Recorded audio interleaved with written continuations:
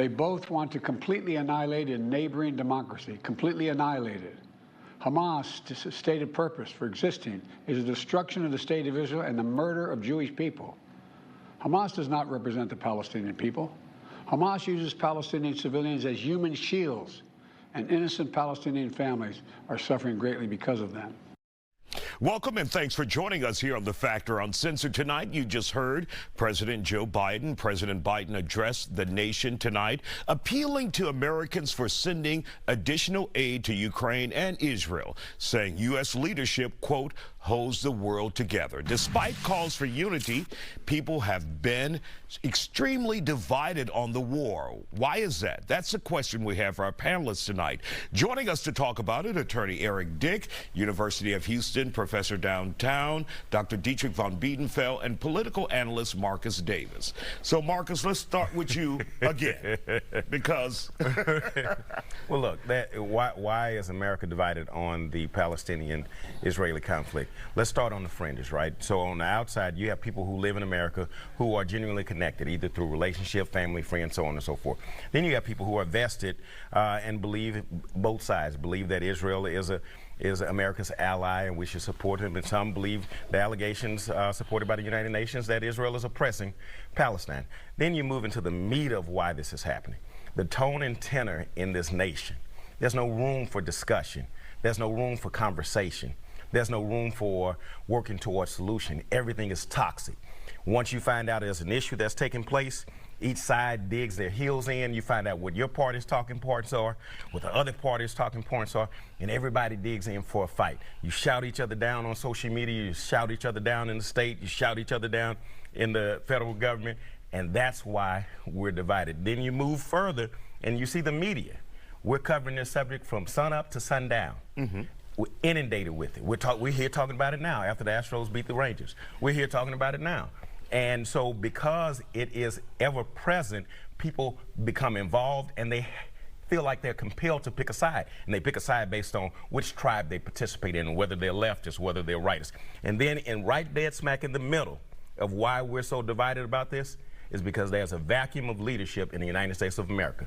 The 535 people that's supposed to be leading this nation are absent. The 535 plus the 9 that are supposed to be leading this nation, Supreme Court, they're absent. The 535 plus 9 plus 1, the president that's supposed to be leading this nation, they're absent. But the president has given you his position. He says we stand by Ukraine, we stand by Israel, so that is leadership. The president should stand by the United States of America as an American citizen. Is it not possible to do both? It's possible to do both, but have we done both? We always run to this, is it possible to do both? We're not even doing one. We use that argument so often. Is it possible to do both? We're not doing one. We have children dying right now in our nation from fentanyl. And we have not solved it. We have more tragedies as a result of fentanyl, more deaths as a result of fentanyl in this nation than any of the casualties in the Israeli-Palestinian conflict. Quadruple. If you look at the deaths of fentanyl last year and you take the death toll, it surpasses what's happening in Israel and Palestine. We can do both. We just don't. Eric, let's hear from you. So there's your thoughts on what Marcus is saying and your position on this issue. Yeah, so there's some real massive history there's almost too much history with Israel. Going back to 1700 BC, you know, whenever you had the call of God, you had Jacob, you had King David, King Solomon. You had exactly. Then you had Judah, where you had different kingdoms. You had Titus come in there, Rome come in there and turn Judah into Palestine.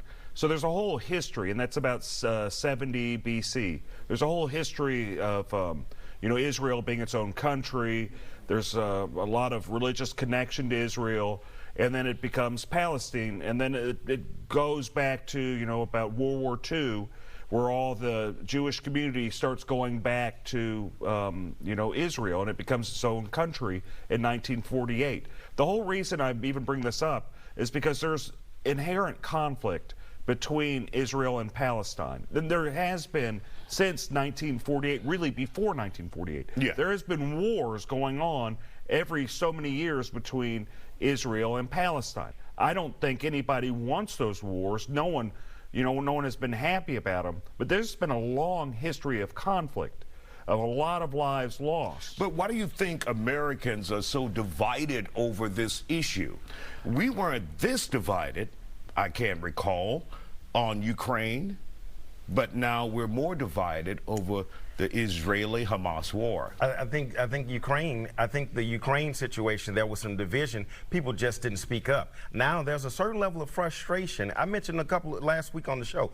Look, 2 weeks ago, the Congress could not come to an agreement to keep the government open until the 9th hour, right? And part of what it was hinged on was the money for Ukraine. 2 weeks later, they're trying to rush and get it going again, and Biden gets on TV because they want to rush and give some more money. $100 billion of our tax dollars, and we can't get our babies fed. We can't get poverty taken care of. We can't get education taken care of. We can't get the violence in Houston, Chicago, and other gang cities taken care of. But we can run to the aid of every other city. I want my tax dollars to take care of me first. You can't cut your neighbor's grass until your grass is cut. All right, Dr. Von Biedenfeld, let's hear from you. I think they both raise great points. When you hear those points from Marcus, your thoughts on it? No, I think they both raise great points. There's a lot of history, but there's more recent history. And I think some of our hyperpartisanship has bled over into these discussions about CRT. What is critical race theory? Half the people that don't oppose it or support it can't define it. And so we have a lot of ignorance with new information, right? Information without wisdom. You can Google it, you can Wikipedia it, but it doesn't mean you comprehend it. So that lack of comprehension of some of these detail aspects, we're learning about redlining, we're learning about MLK being taken out of books, and then we see people of color, because we see Arabs oftentimes and Palestinians as people of color, and we see the Ukrainian conflict, and we say, wait a second, we've got almost as much military aid as we've historically given our largest recipient of military aid, Israel, now already going to the Ukrainian people. Why are these blonde-haired, blue-eyed people getting aid while these Palestinian babies that are brown are suffering? So I do think some of that in the narrative gets shifted in a way that people are not necessarily looking at the facts of Hamas or PLO and the differentiations of what's a terrorist group or not.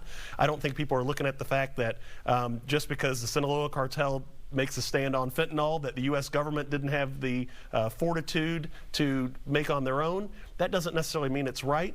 We've lost some of this nuance. It's black and white, and it's right and wrong, and we've lost a lot of that gray. We're talking about the divide here in this country when it comes to the war involving Israel and Hamas. And our guests are here on The Factor Uncensored, Dr. Dietrich von Biedenfeld from the University of Houston downtown, Marcus Davis, political analyst, and also attorney Eric Dick. So, Eric, when you hear what Marcus and Dietrich both have to say, I am trying to get from you, why is there a divide in this country? What's your perspective? So my perspective is I would disagree that there is a divide. If there is a divide, I think the minority does not stand with Israel. I'd say the overwhelming majority does, especially on the Republican side.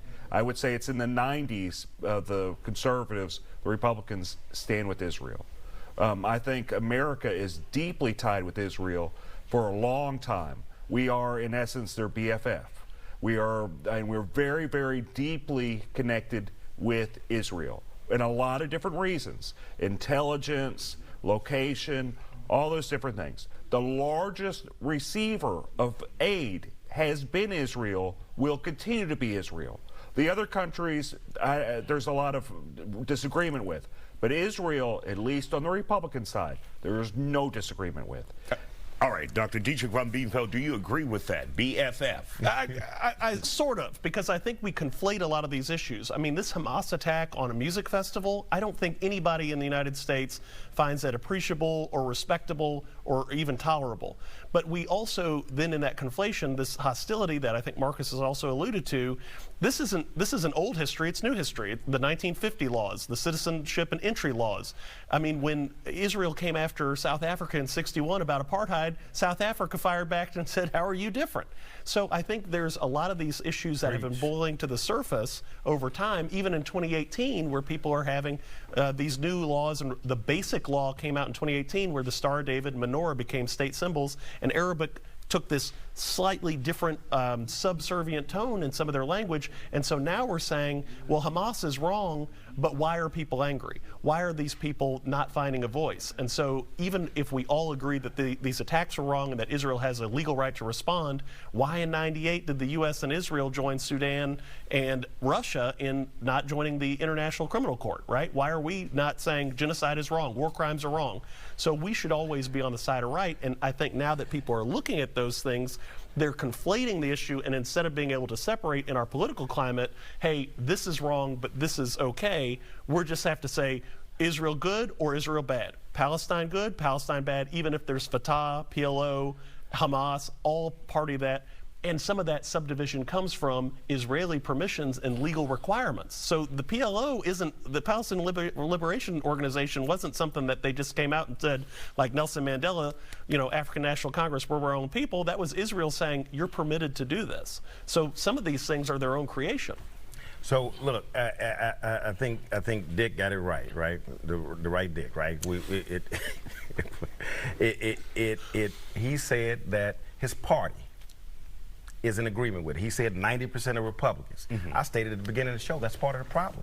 We've made this a Republican-Democrat issue.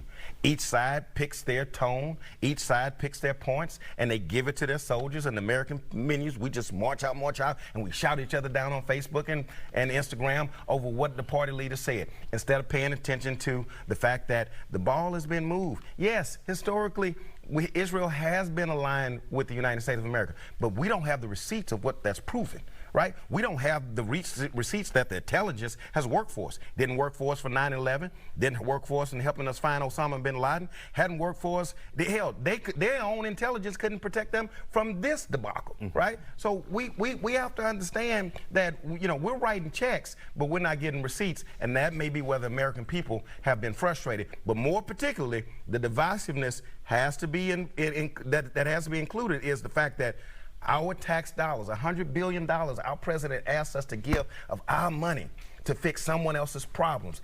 The airplane says when the oxygen mask comes down, you put yours on first. That's what America has to do. Thank you.